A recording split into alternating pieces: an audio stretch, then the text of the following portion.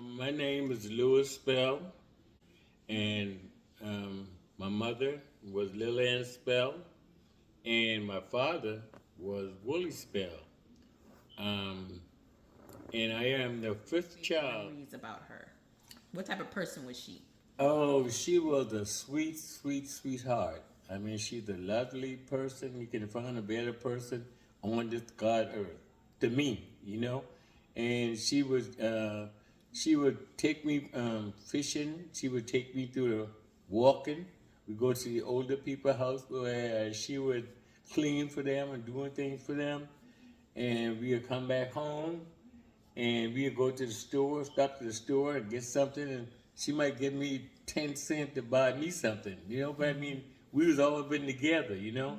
And she hard working, and she would clean around the house, clean the yard. We didn't cut no grass. We had to hold the grass. We had hoard the grass on the yard. We had pretty clean, pretty yard. We always had Mama and them had everything clean, pretty, and and all that keep us all in line, you know. And there was no argument or fighting each other. She makes sure that don't happen, you know. Keep us together and stuff like that. And my dad, he was a hard worker too. He work on the ship. Well, my grandmama Dada, we call her Essie Lawrence, but we call her Dada. But she was a sweet, sweet, lovely, strong, beautiful tone, dark, not dark, but medium, you know, skin. And she like sporty, you know, like when she go play, she like to dress up and put her hat on the side.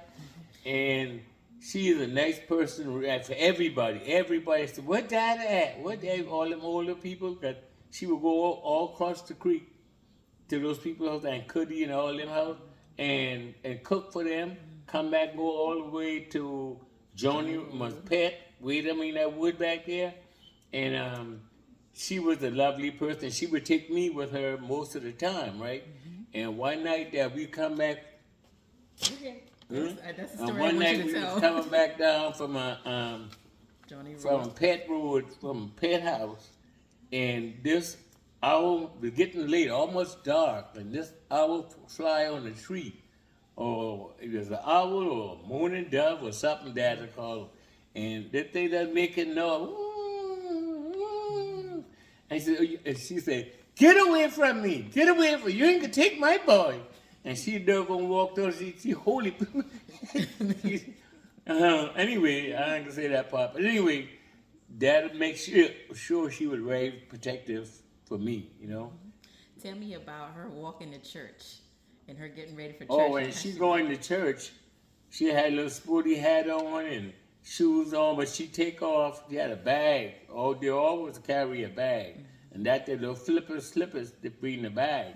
And then when she get to the church, where she get, because the road was kind of muddy most of the time, Clean. so we had to walk down one lane till you get to the church. And when you get to the church, then you put on your real high heel shoes.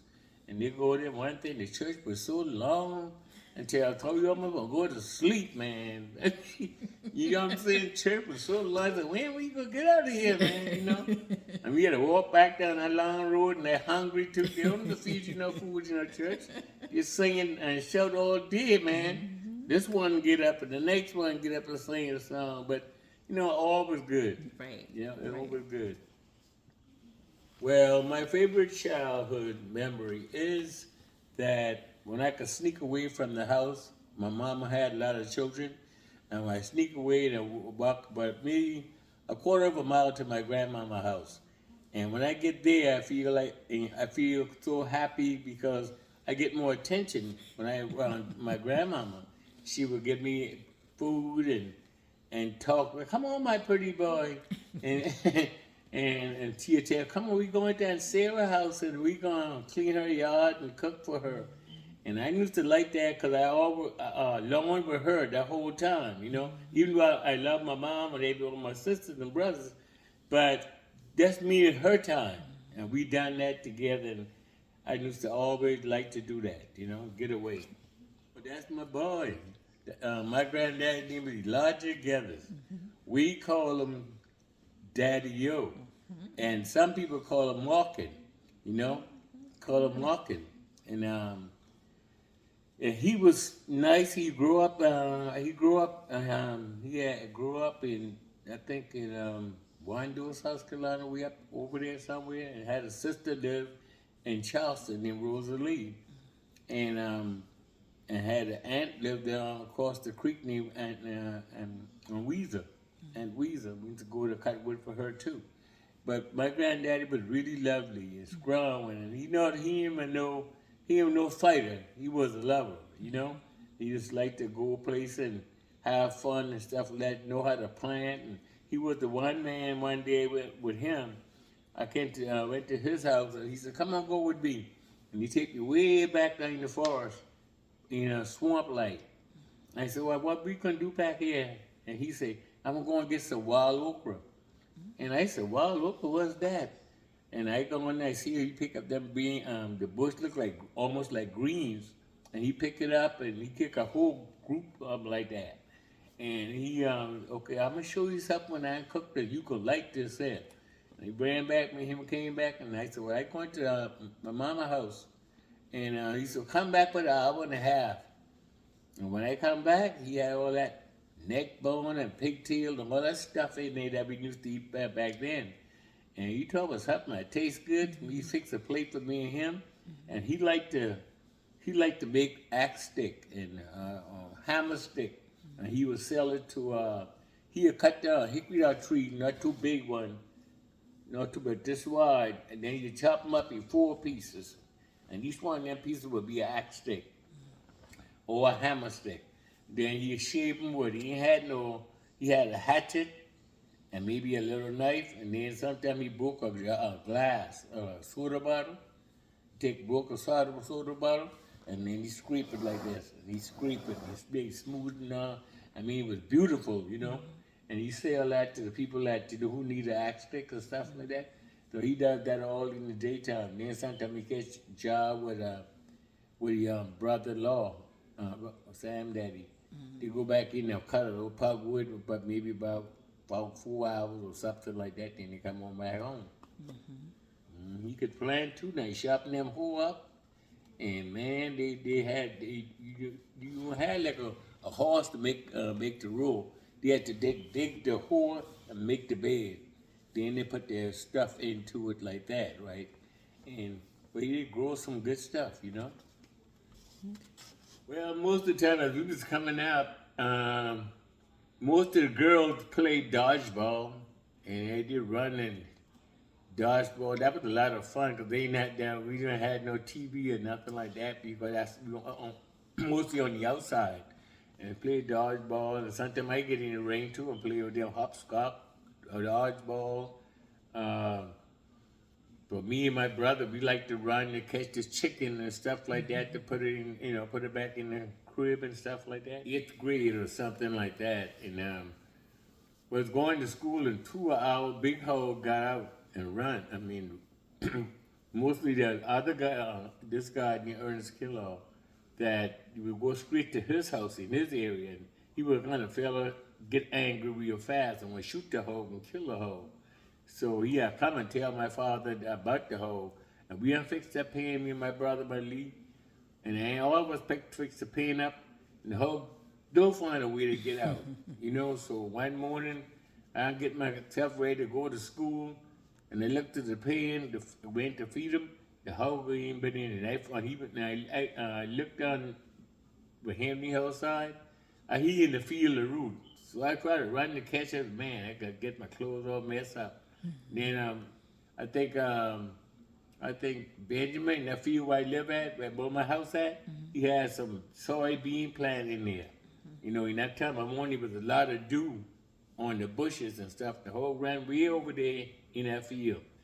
I tried to run that hoe down, get all my clothes all messed up, and I couldn't go to school that morning, you know? So that's one thing that, you know, sometimes could be a headache. But my favorite time is going to the lunchroom. Of course, that's your favorite. Because all that, my favorite thing with the lunch, boy, they used to cook some real good food in there, cornbread and all that stuff. Wow. Just like my mama. Brodell used to work in the Yeah. cafeteria. Everybody I knew, but just about that I knew. You were family. On Georgie? Georgie ever worked? And Jordy couldn't get a job because she wasn't the best cook, but Jordy didn't just stick around too long, you know. Okay. But Corley worked there, and Burdell worked there, and Lucille worked there. I don't know if you know Aunt Lucy, Smokey wife. And then, but Thelma Taylor was the captain of the thing, you know. And Bobby Beth, the best lady named Vermel Best, and all them people, man. Look, I remember all those people used to work and they could cook. They would, you get a real meal there, you know. Yeah, man. Happened to me for the children was stuff from the children that most everybody down there, we never been rich, nobody, but they prepared themselves for Christmas. They look forward for Christmas. And everybody would have something in their house because they knew that us children going to come, you know. And we go play something to carry a bag because we know we going to get an apple or orange from this one, that one. When we come back home, we loaded, you know, with stuff. And those people was so happy and enjoyed, like my grandmama them and Georgie them. And we go all the way to Miss Liza and all them back in the woods back there. And they're glad to see us because they don't see people, young kids and stuff like that.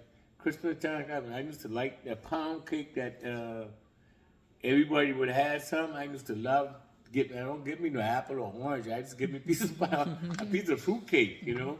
And I used to love that. And we come back walking through the woods and stuff. We get up back then. Everybody got a lot of exercise. Right now, everybody on computer and doing all this kind of stuff. They're smart as heck, but they don't get another physical exercise to keep their body going like we did. Because we mostly had to walk every place we go.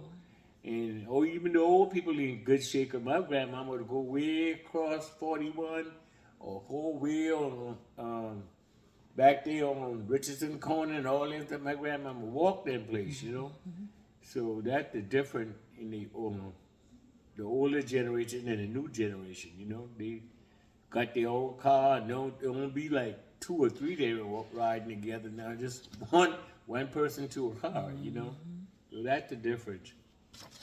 Well, I would say that my people didn't talk too much about slavery. God, they knew about it, but it didn't hit in our area because everybody lived by alone and they had their own piece of land and they didn't have to deal with white folks and all that stuff. You know that was going on, but then nobody never come except for one time that this man named Pee Wee Gaskin would come in our neighborhood and he disrespect everybody. He come to and get naked on this little bridge called Gober Bridge.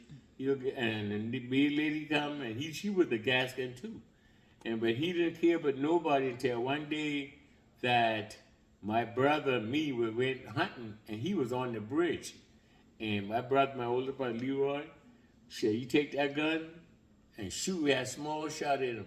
And as he been from here, he been a good piece. I know one of them bullet could have hit him in the leg. He didn't try to shoot to kill him. But the shooter said, man, that thing sting that man. Boy, I never see a fella drive a car.